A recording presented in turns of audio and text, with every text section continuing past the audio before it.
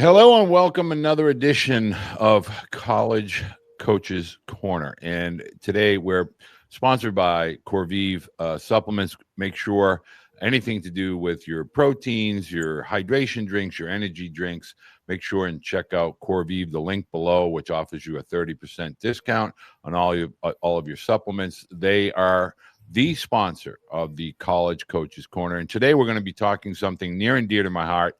NCAA Division III baseball with the new head coach at Wheaton College, the Lions, Dan Tischler. Dan, thank you so much for taking the time to join me today. Really excited to chat with you.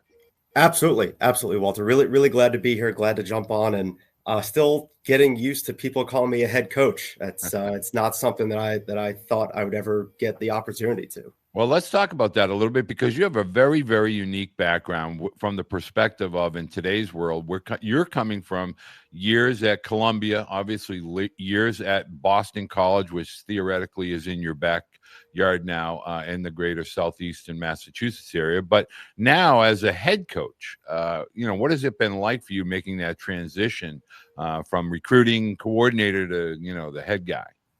Yeah. It's funny. I've told a few people this. When I was at Columbia working for Brett Beretti and then at BC working for TI, there would be times that I would get frustrated.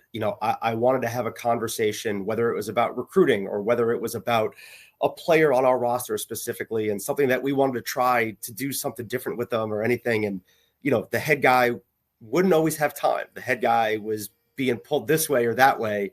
And I told someone recently, I was like, yeah, I get why they weren't having those conversations with me now. There's just, you're responsible for everything. There's just a lot more on the plate as the head guy. There's the conversations with the alumni. There's the conversations on the other side of campus with our administration and, both athletics and academic. The academic piece, obviously here at Wheaton, really important. And so getting to know our admins on that side of it and building up good relationships, The field was an escape for me this fall. That was an opportunity for me to just go out and be a baseball coach, which is, what we all sign up to do. One of the aspects of, I think, us here in the Northeast, we have a greater understanding and respect for Division III baseball. It's more prevalent. It always has been more prevalent. But I would love for you to share with those parents and those student athletes that may not be aware of the Division III dynamic as far as the balance between academic and athletics, what that truly offers student athletes with regard to their overall college experience. Yeah, for sure. So I'll kind of take the fall as a microcosm of that. When I was at Columbia, the Ivy League has certain rules. We were given a certain number of days that we would be allowed to practice in the fall as a team. But then all throughout the month of November, we were getting back on the field with the players in an individual setting. So small groups, 4 or 5 players to every one coach, and still doing a lot of work, seeing guys 4 times a week, and guys were still up at the facility lifting. When I was at BC, the traditional Division I calendar, we were practicing 6 days a week for 5 or 6 straight weeks, basically from the start of October all the way through, the first week or so of November, just this time of year. And then we would go back into individuals. Here at Wheaton at the Division III level, we are able to practice up to 24 times in the fall. Right. And that's it. And so the way that we structured it for ourselves this fall was we basically went 4 days a week over the course of a 6-week period. So starting the second week of September all the way through, I think October 19th was our last practice.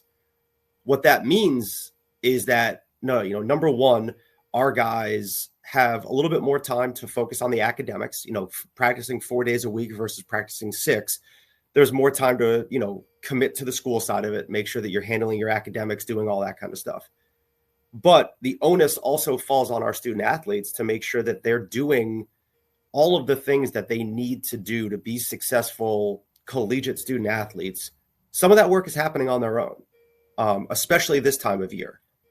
We put a lifting program in front of our guys. We put a throwing program in front of our pitchers. Our pitchers are going to be doing some work if they choose to, with some long toss and arm strengthening. All that stuff's happening without a coach.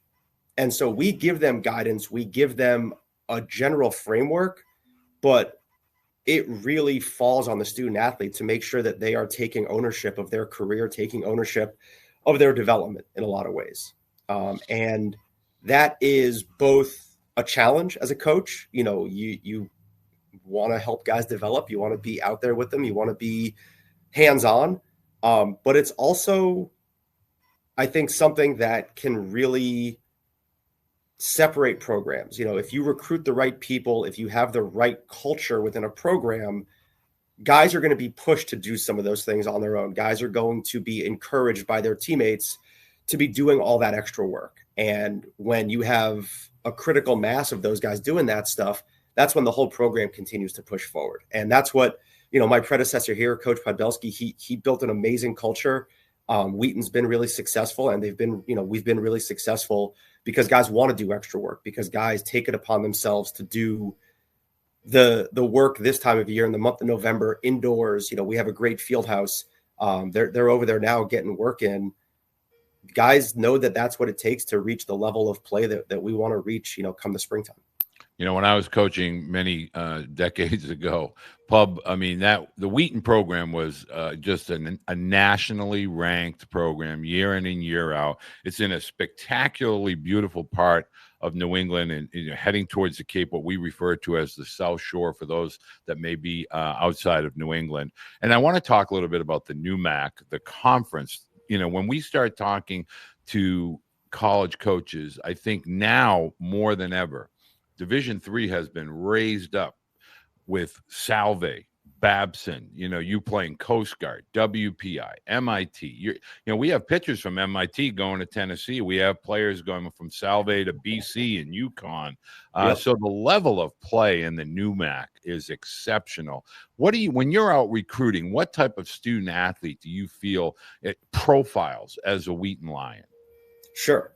I'm gonna get to the recruiting piece of it, but I do think it's important that people understand just how good the level of play in the NEWMAC is. Oh yeah. As a conference, you know, we are one of the best Division III conferences in the country. We have 3 different programs in this conference that have made the College World Series multiple times in the last 8 seasons. Right.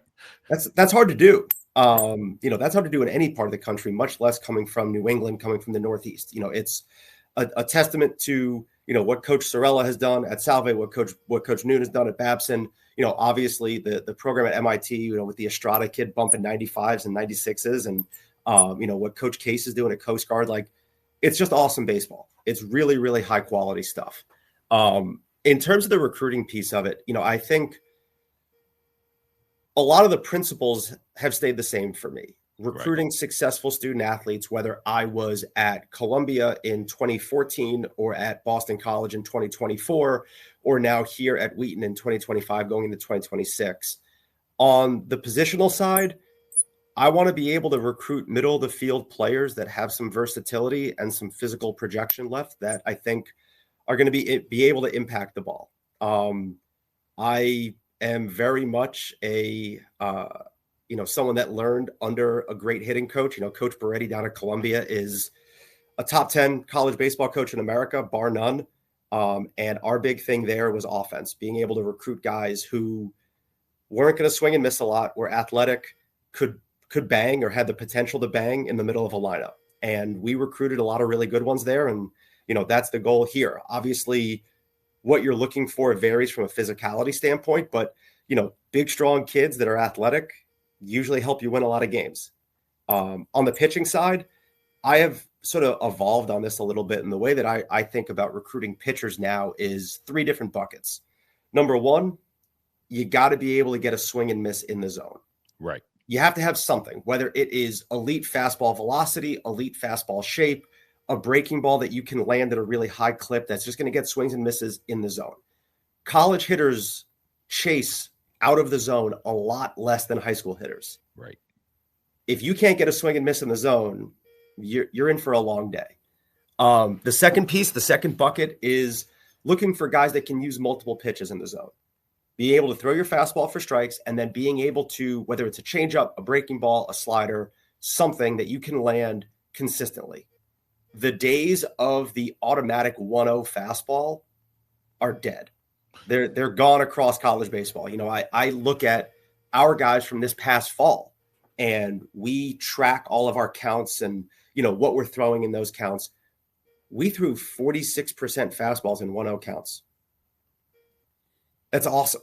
You know, we have guys with good stuff, a fastball good enough to get somebody out, knowing that they need to be able to spin a breaking ball, because if you just groove a fastball 1-0, someone's going to do some damage to it. So swinging this in the zone, multiple pitches for strikes, and then guys that are just really, really tough, guys that compete at a really high level, guys that just want to beat the guy in the batter's box worse than the guy in the batter's box wants to beat them. Those are really the three buckets that we look for on the pitching side. You know, one of the things that you and I had talked about prior to, you know, starting up here is in the world that we live in, which is now portal, JUCO, jumping, going, you know, culture. You know, we don't hear that a lot, but some of the high profile programs, whether we go to Vanderbilt, whether we talk about back in the day with number 11 at Florida State, or Oak when he was at UVA, and Pollard at Duke, Coach Walter at Wake, they have cultures. They've instilled cultures, and talk about the importance of that with regard to wanting to be where your feet are, you know, settling in for 4 or 5 years at a Wheaton College. No doubt.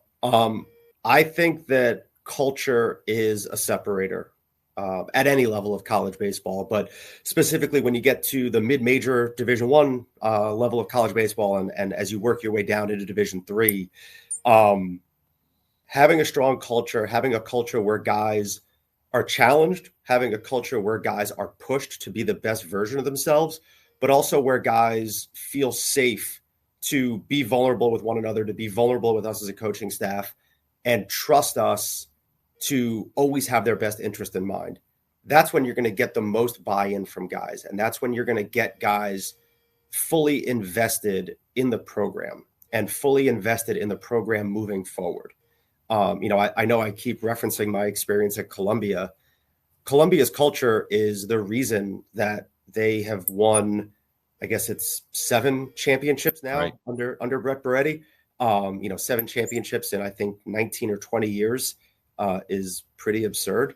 But that culture where guys are fully invested in their own development, but also fully invested in their teammates' development and their teammates getting better, where guys aren't interested in what is best for them, they're interested in what is best for the program. And that's the kind of culture that I was lucky enough to walk into here. You know, that's what Coach Podbelski has built over the course of his career here at Wheaton. And I'm lucky enough to inherit and trying to build upon and continue to push forward. But getting guys that, yes, they want to win. Yes, they care about the results, but they care more about doing things the right way all the time. They care about the process of it, making sure that they're doing the little things, being the right kind of person in the weight room, cleaning up after themselves, being the right kind of person on campus, representing our program really well when they're on that other side of campus. Because when they walk around in a Wheaton baseball sweatshirt, they're not just representing themselves. They're not just, representing that individual. They're representing us. They're representing our entire program when they walk into a classroom. And so finding guys that do the little things the right way and care about that stuff is really central to what we're trying to do in recruiting and just continuing to build on what we already have here. You know, one of the most interesting dynamics about you becoming a head coach at a school, a prestigious program such as Wheaton, is that you have a very unique perspective because, you've seen the NEWMAC schools be, kind of part of this new portal, hey, that guy's doing really well with Eric at Salve or Babson with Maddie, and they go on to some of these schools. How do you handle, or how do you expect to handle that now as you take over a program that's loaded with talent and you're bringing in talent that may, grow through your nurturing and development process and ultimately become part of a UConn or a Boston College? Sure. So it's a little bit of a challenging question, right? Because you talk about the development piece, and Right. our goal as a coaching staff is that all of our guys develop, get better, and are conference, all conference types of players. Hopefully we're that talented as a coaching staff, but we want to push guys and help guys develop. The flip side of that is reminding guys that, and this is more of a recruiting conversation. This isn't a way station. Correct. This isn't a rest stop where you show up and you get what you need and then you just hit the road and go somewhere else. When I recruit someone, when we as a coaching staff recruit a player, we are making a huge commitment to that player. We want them to be a part of our culture. We are bringing them in to be a part of our family. We want that commitment to run both ways. We want that commitment to be a two-way street, of course. If some of our guys have eligibility after their 4 years here at Wheaton and they have shown that they can be, Division I level players at any number of levels, I want to help them go on and go do that and chase down that dream, because I think it's an amazing experience. But, in recruiting, you used the phrase earlier, be where your feet are. Right. And I think it's really important for student athletes and for families to understand going into the recruiting process, unless you're looking at some 2-year schools, a junior college, like their job is to help you progress to the next step, whether that's after 1 year or 2 years. And I think being honest and open with those coaches about what your expectations are is huge. That's important.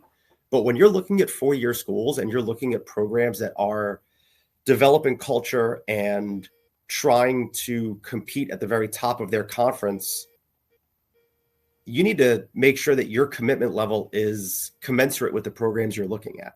Correct. And, just going into that with eyes wide open. And that's not to say that I don't want our guys going on to play, at the Division I level. Of course I do. But I want it to be after they have a long and illustrious, successful career here at Wheaton, and if they have an extra year left, then yeah, man, go let it rip. Go play somewhere and, go help someone else win some championships.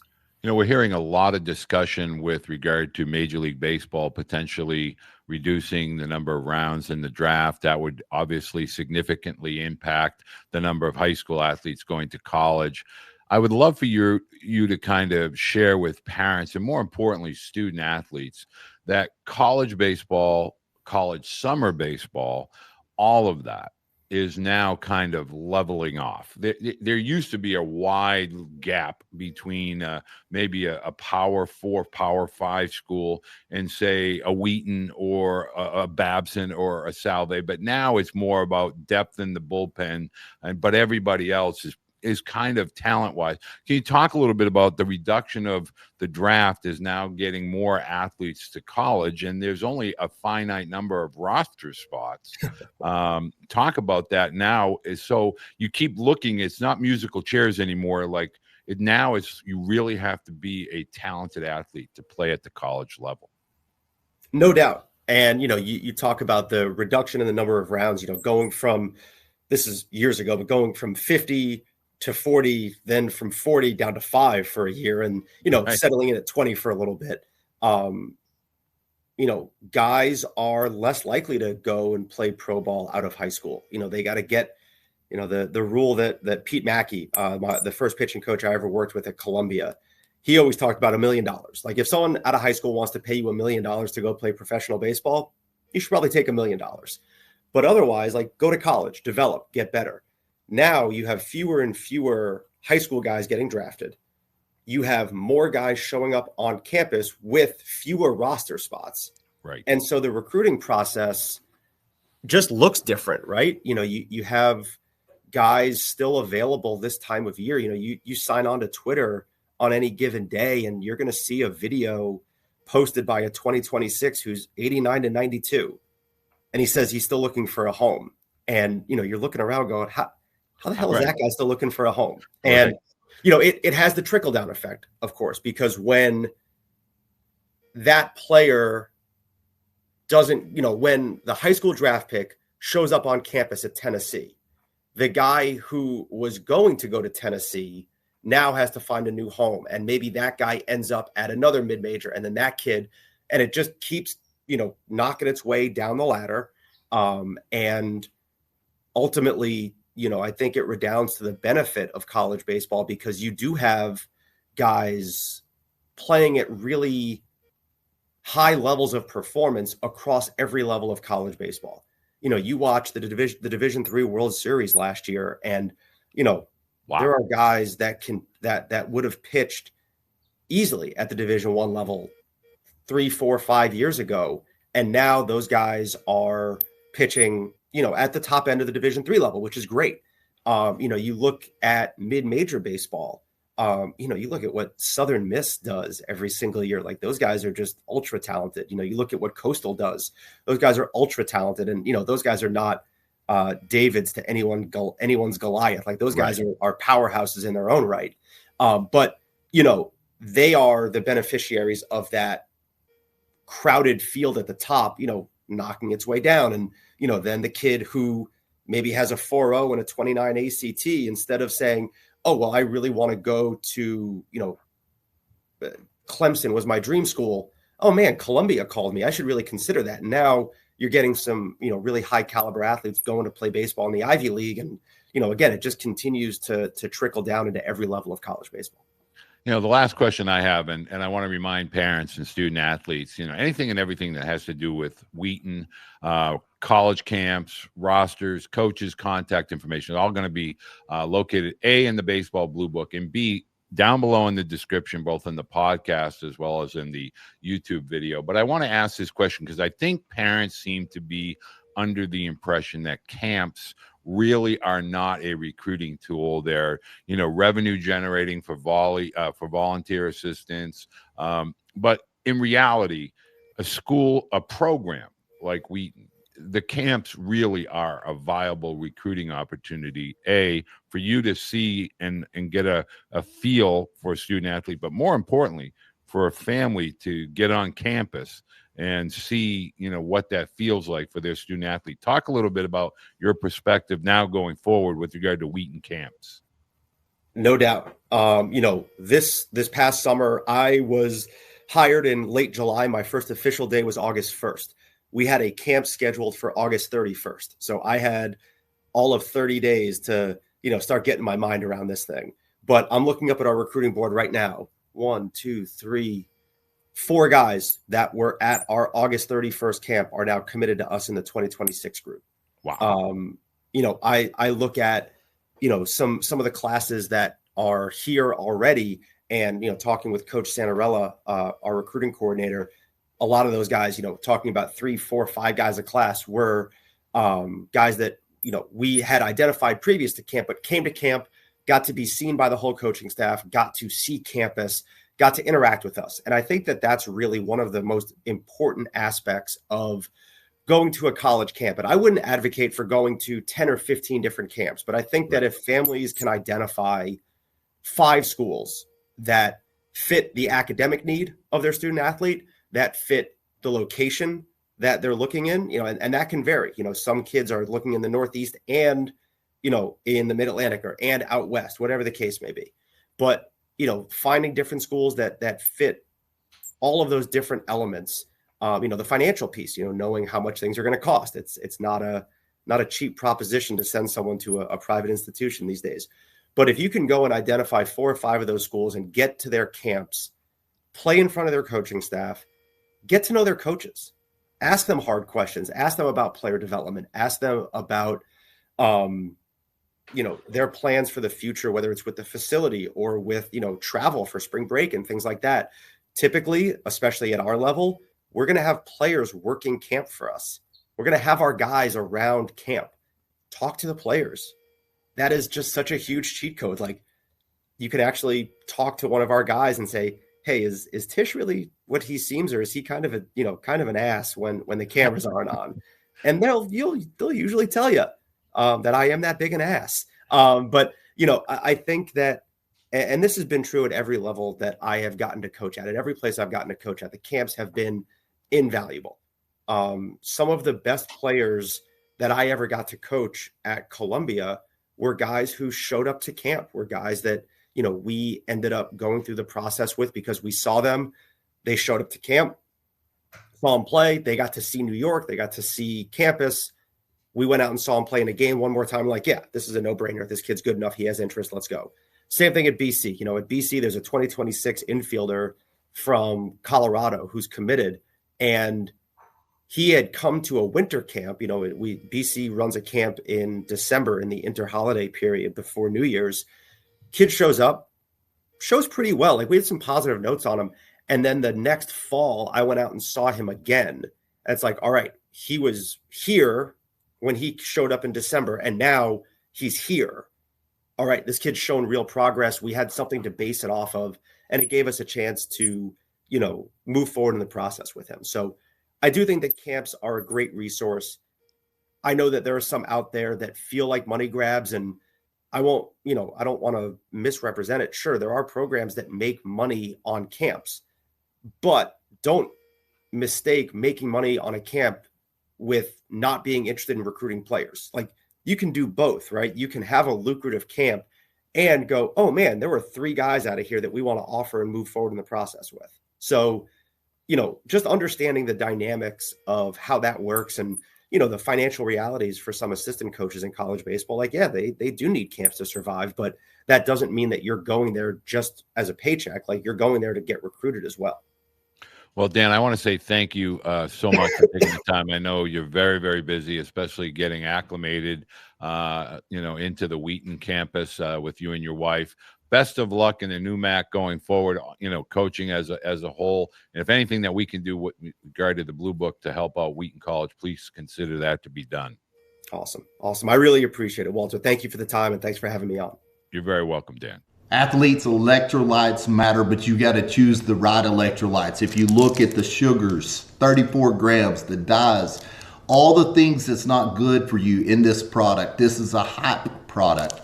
If you look here at the electrolytes made by Corvive, it's got the right amount of magnesium, sodium, potassium, zinc, kosher salt. It's got vitamin C to help with the immune system. I'm telling you, if you want to stay on the field, you want to perform at your best, you want to recover well, this is the product that you need to choose to fuel your body as an athlete.